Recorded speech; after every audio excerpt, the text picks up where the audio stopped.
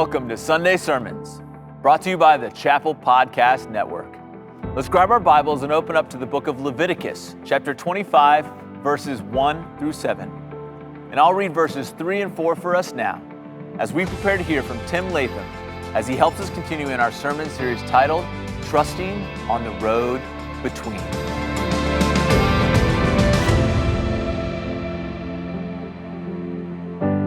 For 6 years you shall sow your field, and for 6 years you shall prune your vineyard and gather in its fruits. But in the 7th year there shall be a Sabbath of solemn rest for the land, a Sabbath to the Lord. You shall not sow your field or prune your vineyard. So my family has been having a rough week. We're still living in a construction zone. Schools are closed. We've got sick kids. We've got sick me, which you might hear during the sermon. Ice-covered walkways, incoming snow. Trying to get the sermon done a little early because of that snow, which if you're watching this, it means the snow happened. It's just been a lot. And even though it's felt like a lot for our family, the whole time I'm aware that for some of y'all, you're dealing with much, much harder things. In our chapel family right now, we have people facing death and cancer and trauma and joblessness and financial strain and aging parents and broken relationships. And it's hard when you're dealing with things like that to get super excited about learning or trying something new. I always come back to the Lord of the Rings during times like this. There's a J.R.R. Tolkien writes from Bilbo's perspective, I feel thin, sort of stretched, like butter over too much bread. We all feel like that at times, and some of us feel like that now, stretched, exhausted, drained. But this is the beauty of Sabbath. It's not something else that you have to put on your to-do list. It's not a list of acceptable or unacceptable behavior. It's a gift from God that forms who we are by deepening our trust and dependence on Him. The truth is that all of life is worship. All of life is formation. It's shaping us into who we're going to be.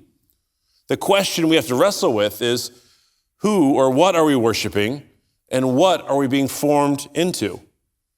Because we can worship our jobs, our careers, our identities, our wealth. We can be formed by social media, by busyness, by productivity and control. Or we can deepen our worship of God and trust Him to form us and make us more and more like Jesus. The Sabbath is a gift to open, like Travis talked about. It's a challenge to release, like Rich talked about last week. And today, we see with the Sabbath of the land that it is a trust in God's way of forming a people. The land Sabbath leads us into a new way of living, a rhythm where trust comes first, where trust chooses inefficiency, and where trust releases the illusion of control. So first, Sabbath trust comes first. This series is called Trusting God on the Road Between, which might sound a little bit confusing with our reading today because the land Sabbath that's described in Leviticus is a practice for how the Israelites are supposed to live as good stewards in the promised land once they've arrived, once they're beyond the road between. But it still fits in the road between in the wilderness section because they haven't actually gotten to the land yet. God is preparing them now for the relationship He wants them to have with the land before they ever set foot on it. Some of this significance is lost for us because we don't live in the same sort of agrarian civilization. Most of us aren't farmers, and even if you are a farmer, you're probably not farming in the same way. But in ancient Israel, the land was everything. It was the source of food. It was the only form of wealth. It was the only industry. But it was also even more than that. The land had a spiritual meaning. It meant salvation, home, promise, freedom from slavery in Egypt. It meant God's goodness and faithfulness had been fulfilled. I'm not sure there is a modern equivalent, nothing so central and important to us as the land was to ancient Israel. The good news for our modern reading today is that because the land was so big, so comprehensive, that really we're talking more about theology and worldview than agriculture. Leviticus 25, it's not teaching us how to farm, it's teaching us how to trust God more deeply in every aspect of our lives. That's why God starts the formation before they even arrive in the promised land. He doesn't wait until they have boots on the ground, till they're in the thick of the work, till they're worried about cultivating enough for each meal. It reminds me of a song by it's a great early 90s rap group called Arrested Development, which maybe 5% of you all will have heard of. They have a great song, and one of the lines in that song is, "Lord, I know you're supposed to be my steering wheel, not just my spare tire." It's trust that happens before we feel the need of desperation, because faith that only trusts in God during emergencies is not really trust at all. It's just survival instinct. Sabbath trust comes first in terms of preparation and training for the land to come. But it also comes first in regard to giving. This is another element here in the text. Even when we are generous today, we are not generous in the same radical way. Our normal version of giving, when people give charitably, is that they do the work, they go to their work, they go to their job, they do the work, they get paid, they figure out how much they can afford to give away without being in danger themselves, and then we make a responsible decision at the end of the fiscal year. That's why at the chapel and every other church I know, we expect a disproportionate amount of giving is going to happen in December, right? We backload our charitable giving, and that makes sense. And 6 out of 7 years, Israel functioned the same way. But with the land Sabbath, God inverts that methodology. Here it changes to don't do the work, don't do the math, trust God first. This is first fruits logic. This is faith before spreadsheets. It's extreme trust on display, where the trust comes before the reality. We have this problem at our house with my family, where my daughter Caroline trusts us too much. So she doesn't feel like she needs to ask before jumping on you or jumping off of furniture. She is fully confident that no matter what you're doing, where you are, or even if you're paying attention at all, you will catch her before she hits the ground.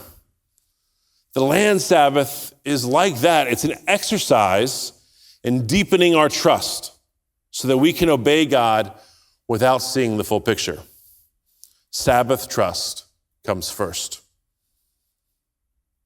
Our second point is that Sabbath trust chooses inefficiency. It seems wordy, but it feels risky to be this bold in trusting God. If we really look at the land Sabbath guidelines, we see that you'd have 2 years between harvests, between the harvest of year 6 and the harvest of year 8. That's a long time to depend on God's providence. It's also a challenge because it fights against our nature to want to work, to want to have some say in the situation, to want to maximize every bit of effort and land and be efficient and productive. And so God has to get very tangible. He gives us 4 prohibitions here about what not to do during the sabbatical year for the land. Don't sow, don't prune, don't reap or gather. Reap and gather together is kind of harvest. So what does that mean for us today? Don't sow means don't start new things. Don't start new commitments or new projects. Sabbath means you don't have to ask the question, what should I do next? Don't prune means stop optimizing, stop tinkering and upgrading or trying to improve every little thing. Sabbath rejects the lie that everything must be better, faster, or more productive. Don't harvest means stop extracting every ounce of value from your time and effort. Don't commercialize or monetize everything. Sabbath says some things are meant to be enjoyed and not leveraged. This is a rhythm that chooses trust over efficiency and production. So we're not advocating being lazy or embracing irresponsibility, but we're recognizing that there are things more important than being productive, and then intentionally choosing to not maximize our profits and efforts. Sabbath is not a rejection of work. It's a rejection of worshiping our work. This is something I remember Trav saying when I was in college a long time ago that I've never forgotten. He said, often when God says don't do something, he's really saying don't hurt yourself by doing that something. That he's not prohibiting behavior because he wants us to be obedient, but for our own benefit. And God is telling us to not work so that we don't become totally absorbed in it, so that we don't fall for the lie that you are what you do, so that we don't allow our careers, our reputation, our wealth or security to become a functional God that we worship. You are so much more precious than whatever your business card, your resume, or your social media says about you.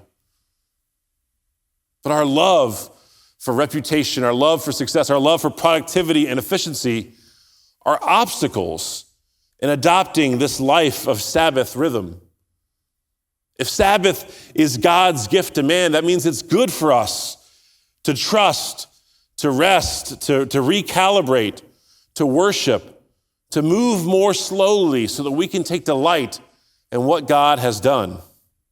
And today we know that the same is true for the land, that a time of rest allows for nutrients to return to the soil. It keeps the land sustainable for the future, whereas overcultivation can lead to turning a fertile land barren.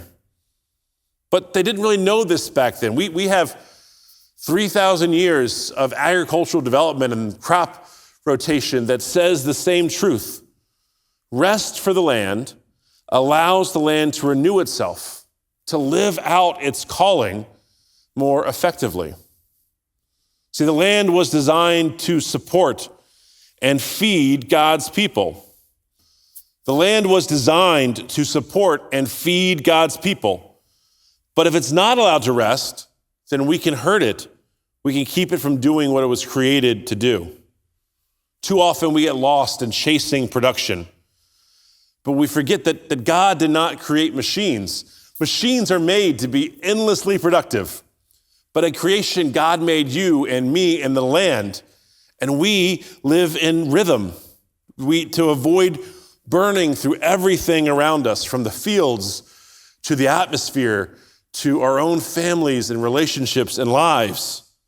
The land Sabbath challenges how we live in relation to the land, to our work, and to every aspect of our lives. To live as if we really believed that the earth is a gift and not a resource, that creation is a neighbor, not a tool, that everyone you've met matters, to trust that provision comes from God and not from our systems. This leads us to our final point, how Sabbath trust releases our illusion of control. The truth is that we don't have the power we like to think we do. Tommy said something in a meeting last week, asking how long after you receive a gift from God before you start to think of it as your own? Or until you start to tell yourself that you earned this in some way. Like once it hits your actual bank account or your spiritual bank account, this is mine. When the truth is, it all belongs to God. And the land Sabbath demands that we admit our security is based on God's provision and not our careers, retirement accounts, or even the success of our children. It challenges us to constantly deepen our trust in God. A few weeks ago, Travis used tithing as an example, which I found very helpful. He said, 90% of the resources used in God's design is greater than 100% of the resources used our own way. In the same way, 6 out of 7 days of work of our time, 85.7% of our time in God's design can be more impactful than 100% of our time spent our own way. But even more than that, it's a recognition that every resource we have, every hour of time, every beautiful moment of joy with a friend, a neighbor, a parent, a child, is a gift from God and an invitation to use our time, our gifts, our talents, our resources to participate in his kingdom work. God isn't saying that you won't need food on the Sabbath or in the 7th year. He's asking us to admit that we are not in control. Because in the year of Sabbath, you can still eat the fruit. You just can't control the process. See, the land stops being a possession to own and becomes a provision to enjoy. We see this more clearly in Exodus 23, which gives us a slightly different wording on the land Sabbath. For 6 years you shall sow your land and gather in its yield. But the 7th year you shall let it rest and lie fallow, that the poor of your people may eat, and what they leave the beasts of the field may eat. You shall do likewise with your vineyard and with your olive orchard. For 1 year, the land stops being a profit engine and becomes a shared gift. In an agrarian society, the land and the produce from that land was wealth itself. So in the sabbatical year, it was a year off from increasing the wealth gap. It allowed the rich and the poor, the worker and the owner to live equitably, to open the gift of Sabbath together. Sabbath teaches us that the provision of food, rest, joy, love, life itself is God's job and not ours. Marva Dawn was a Lutheran evangelical scholar who wrote several books about Sabbath throughout her life. And she said a great benefit of Sabbath keeping is that we learn to let God take care of us, not by becoming passive and lazy, but in the freedom of giving up our feeble attempts to be God in our own lives. Don't try to be God in your own life. Let go of the illusion of control and trust God to provide what you need. So what does this look like practically? I tried to leave some extra time so that we could get a little practical here at the end. And I even asked Caroline and Roy Fincham how they practice Sabbath so we could get another perspective. The Finchams are a young family. They both work. Caroline's a teacher, which is a whole nother schedule. They have young kids. And because of that schedule, they celebrate Sabbath from Saturday at 1 p.m. to Sunday at 1 p.m. They start and end their Sabbath time with a prayer. They don't do any housework. They don't do any work. They refrain from extra cooking and shopping, so they like to prepare food the day before and reheat it. They invite friends over to spend time, and it culminates for them with Sunday morning worship here at the chapel. And I love this because Sabbath is not a list of acceptable and unacceptable behaviors where all of our Sabbath practices should look the same. They should look different because it's God forming a people who trust him. What you do and don't do, when you do it or don't do it, will look different depending on your stage of life and other factors. That said, there is a pattern that we see in Leviticus and Exodus and throughout the Old Testament that I think is important. I like to think of it as it's a pattern for Sabbath, or it's a recipe for Sabbath. And I'll be honest, there are a lot of different versions of this. Different books I've read, they have lists of 10 or 8 or 7. My list is not any better than those lists, but my list is rather simple. I have 4 ingredients that I think help to make a Sabbath.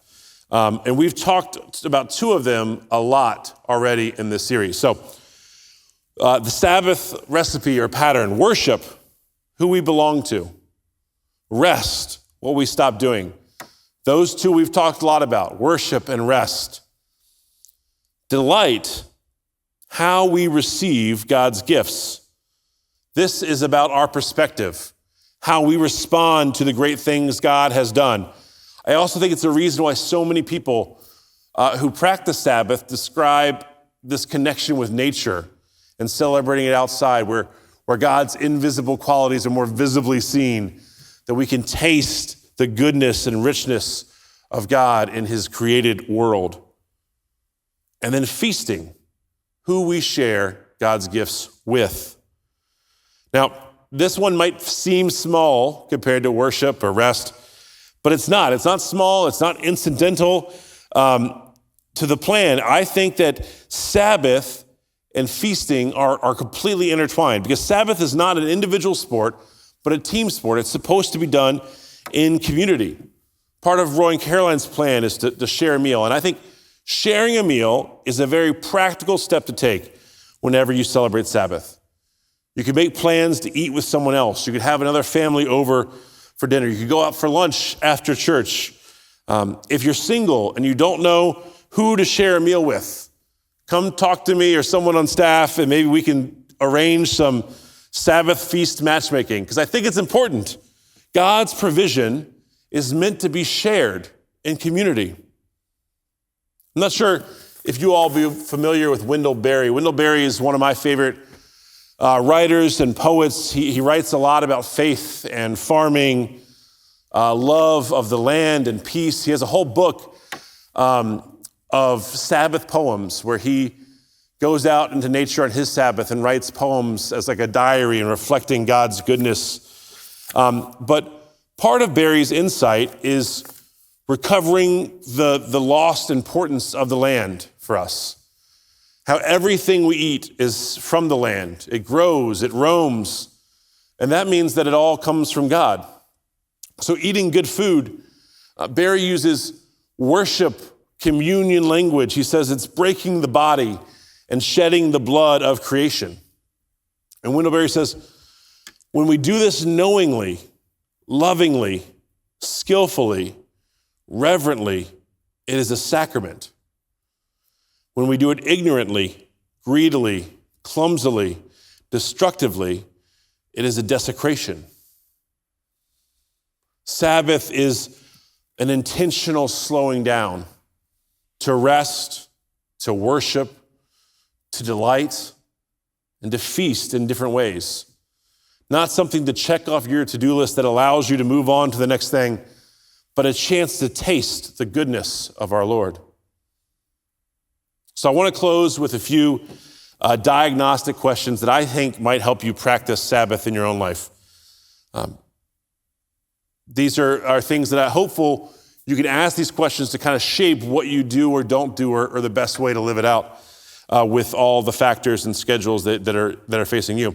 First, does this restore me or exhaust me? Not all work feels like work, and not all rest feels like rest. Sometimes, if you have kids, sometimes time with kids is life-giving. For me, most of the time it's not. Most of the time it's draining, at least at this stage of life. Sabbath asks, how can you try to create a space for the more renewal or restorative aspects? Not that you can guarantee that, but is there a way that you can plan to prepare to have life-giving time with your kids on whenever you practice Sabbath? Another diagnostic would be, is this fragmenting or gathering? Laying on the couch but worried about work is probably not Sabbath. Raking the leaves probably doesn't feel like Sabbath, but what if you're doing it as a family and enjoying the beauty of autumn weather in Williamsburg? Then it might be Sabbath. Am I thinking of being present or thinking of being productive? I keep thinking of cooking as a good example for this one. A lot of people who practice Sabbath have different approaches to what do I do about food and cooking and eating out or not using money. I think it depends on who you are. Cooking, for some people, is a delight. It's hospitality. It's inviting friends or neighbors over to feast. But for others, it's a chore. It feels like pressure. So if that's you, maybe it is going out for lunch after church, or it's prepping the day before like Roy and Caroline, or that's a takeout night for you and your family. Am I deepening my trust in God by doing this? Or am I too afraid of what will happen if I release control? Sabbath isn't about pretending that responsibility disappears for 24 hours or for the seventh year. It's refusing to let our responsibilities become Lord and learning to trust God more deeply. Sabbath does teach us things about farming, about economic equality, about our need for regularly scheduled maintenance in our lives to prevent burnout. But ultimately, it's a formational rhythm to deepen our trust in God's provision. So my challenge this week is to try one small step of Sabbath. You don't have to have a fully fleshed out plan or system. It doesn't have to look like the Finchams. It doesn't have to look like Trav's really good sandwich. Just an experiment of stepping out of your comfort zone to trust in God more deeply. The small step of Sabbath, it's not about becoming more spiritual. It's about becoming more dependent. It's learning to stop pretending that we are the providers, the sustainers, the saviors of our own lives, and realizing that Jesus already is. So let us bring our exhaustion, our fear, our control and striving, and place it in the hands of the one who said, "Come unto me, and I will give you rest." Thanks for joining us today. Here at the chapel, we are all about making disciples of Jesus Christ. And we hope you'll join us as we walk the Exodus way and learn to trust God on the way out of Egypt, the way between in the wilderness, and the way into His presence.